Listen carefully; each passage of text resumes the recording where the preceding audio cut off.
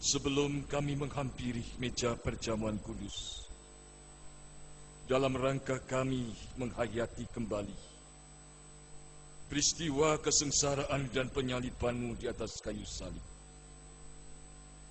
biarlah Tuhan saat ini Engkau berfirman kepada setiap kami. Kami sadar dalam tubuh jasmani kami masih penuh dengan kelemahan dan kekurangan dan dosa. Sementara kami juga yakin bahwa Engkau ada dalam hidup kami. Roh Kudus juga tinggal di dalam diri kami.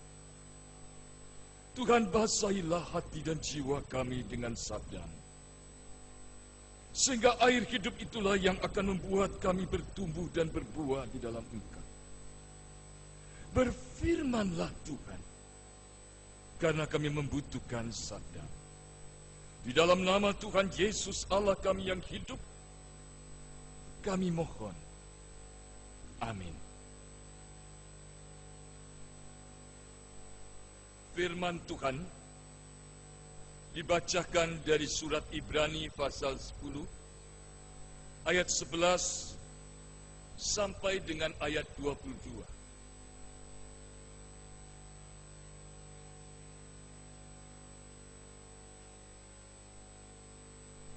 Ibrani 10 ayat 11 sampai dengan ayat ke-22. Mari kita akan membacakannya bergantian. Ayat yang ke-11 akan saya bacakan. Ayat yang kedua, Bapak Ibu Saudara sekalian, dan kita akan membaca sampai dengan ayat yang ke-22. Selanjutnya, setiap imam melakukan tiap-tiap hari pelayanannya dan berulang-ulang mempersembahkan korban yang sama sekali tidak dapat menghapuskan dosa.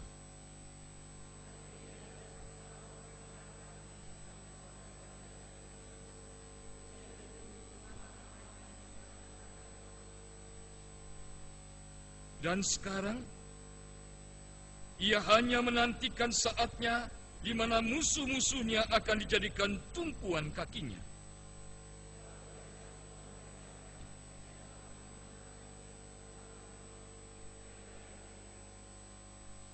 Dan tentang hal itu Roh Kudus juga memberi kesaksian kepada kita.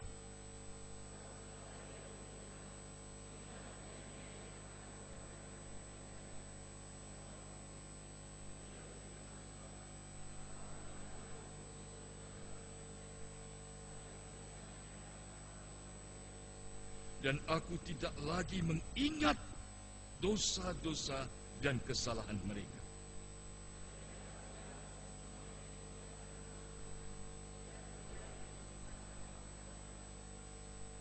Jadi saudara-saudara, oleh darah Yesus kita sekarang penuh keberanian dapat masuk ke dalam tempat kudus.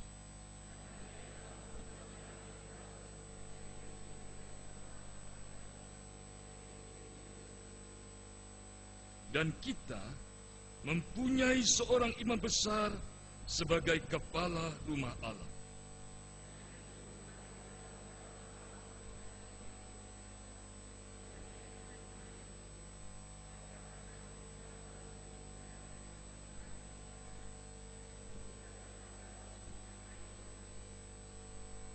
Demikianlah pembacaan firman Tuhan. Berbahagialah setiap kita yang mendengarkan firman Tuhan, yang memelihara serta melakukannya. Hosiana.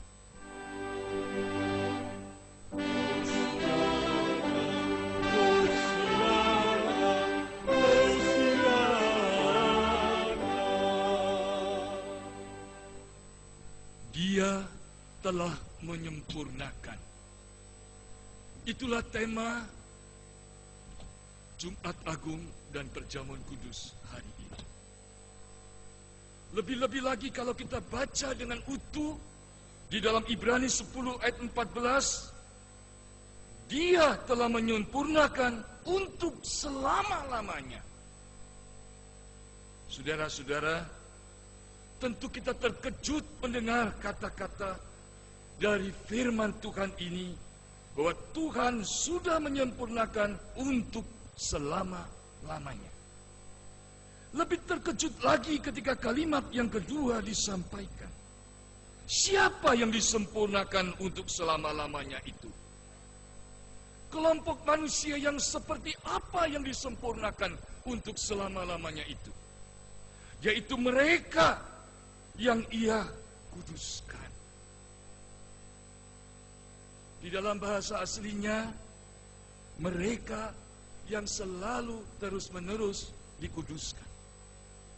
Bukankah seolah-olah ada sebuah pertentangan di sini? Dia telah menyempurnakan untuk selama-lamanya, yaitu mereka yang terus-menerus dikuduskan. Bagaimana mungkin dikatakan bahwa orang itu sudah disempurnakan selama-lamanya, sementara dia masih perlu dikuduskan?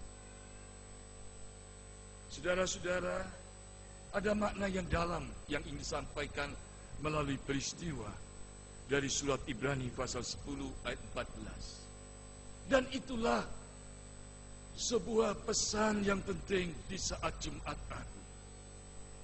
Dia sudah menyempurnakan untuk selama-lamanya saudara dan saya. Di awal bacaan kita tadi menceritakan bahwa Yesus bukan sekedar imam besar saja.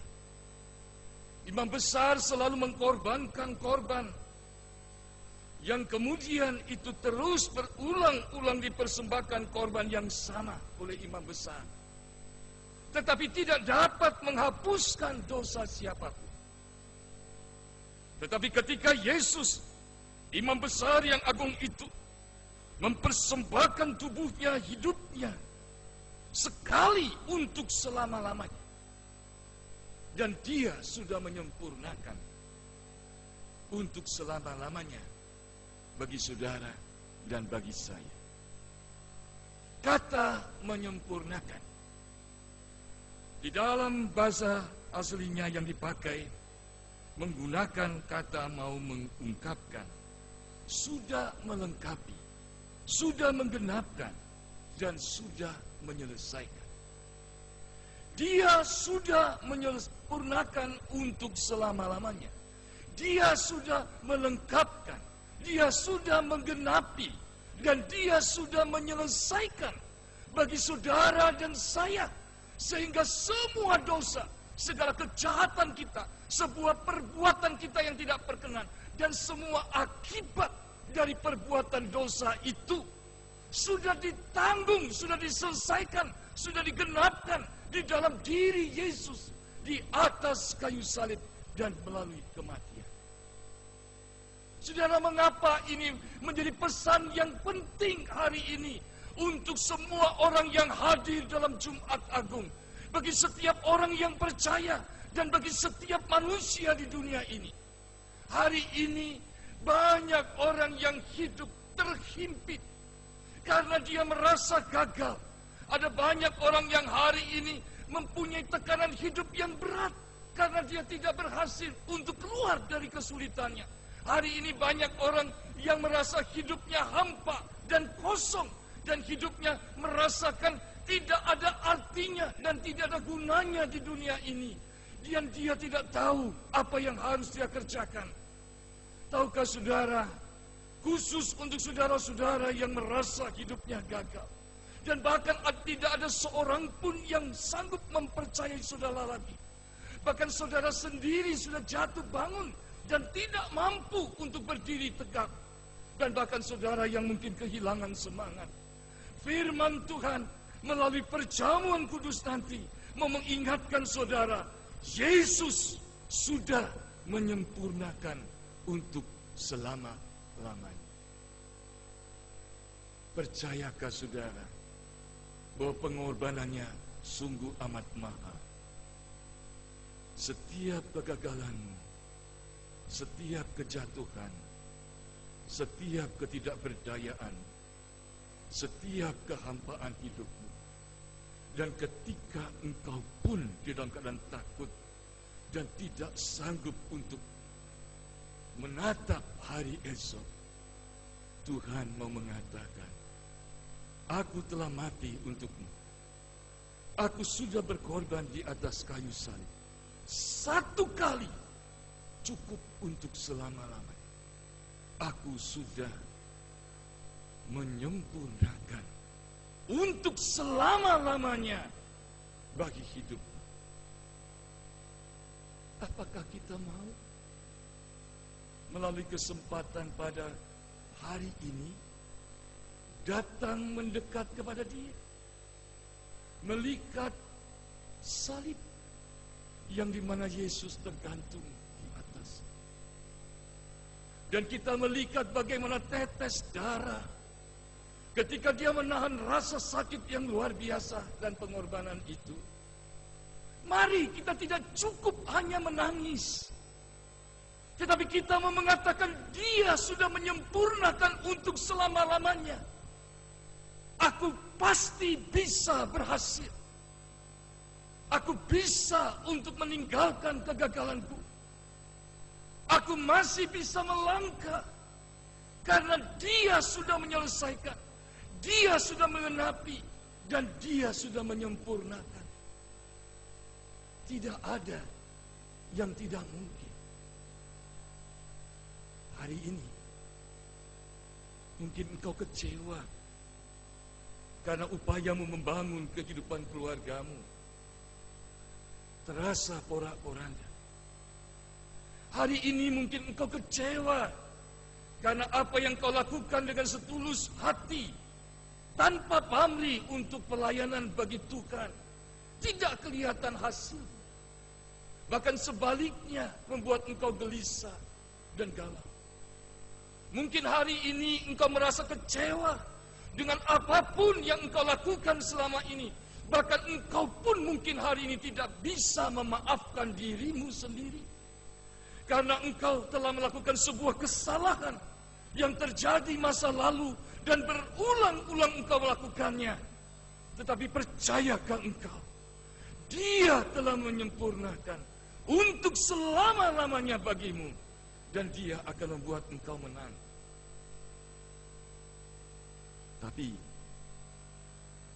firman Tuhan juga mengatakan sisi yang kedua.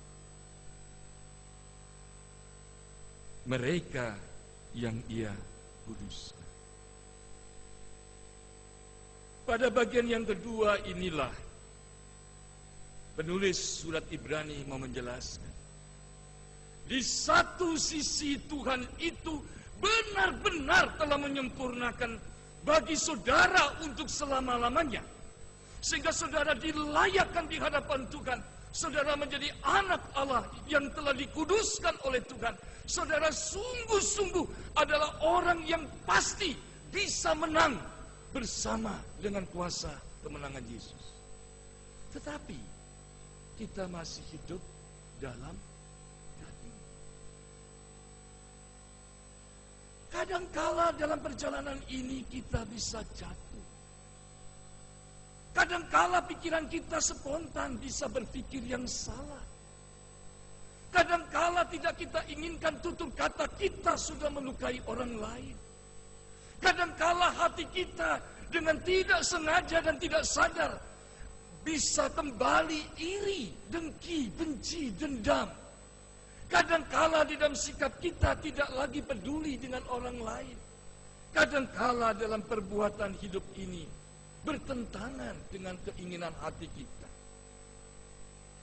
Oleh karena itulah Yesus yang mati di atas kayu salib, Dia telah menyempurnakan untuk selama-lamanya saudara yang Ia kuduskan. Kata kuduskan ini bukan kata masa lampau, tapi masa sekarang. Yang terus-menerus dikuduskan, yang terus-menerus diproses, yang terus-menerus dipulihkan, yang terus-menerus dibentuk, yang terus-menerus dirajut. Dan untuk itulah Tuhan mati dan bangkit untuk saudara.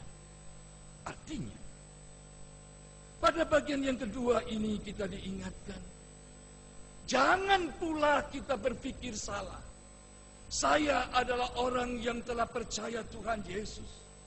Saya telah diselamatkan, saya sudah disempurnakan, saya telah diberikan hak hidup yang kekal, saya telah disediakan rumah Bapa, lalu kemudian saya hidup semau-mau.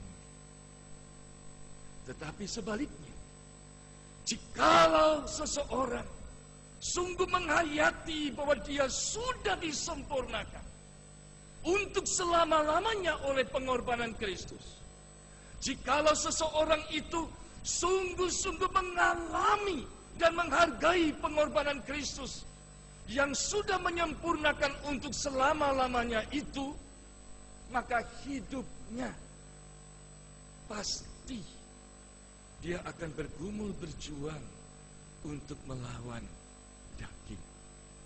Dia tidak akan hidup dalam dosa. Dia akan sungguh-sungguh merendahkan hati dan menyadari ternyata hidupku masih banyak yang kurang. Mengapa?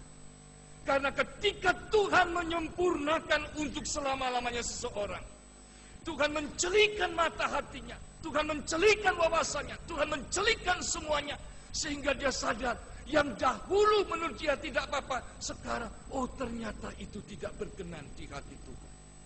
Dia merasakan masih banyak kekuranganku. Dan orang yang semacam ini, yang sungguh disempurnakan untuk selama-lamanya melalui pengorbanan Kristus itu, dia akan semakin rendah hati.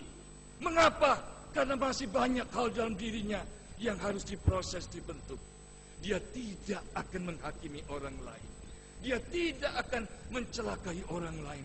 Tapi dia mengatakan, Tuhan tolonglah aku, supaya di dalam kekurangan dan kelemahanku, di dalam keterbatasan nafsu dagingku ini, biarlah rohmu yang menuntun aku, sehingga aku hidup yang berkenan kepada Saudara. Hal yang terakhir yang Tuhan pesankan dalam kebaktian ini adalah, benarkah pengorbanan Kristus sudah menyempurnakan untuk selama-lamanya saudara dan saya?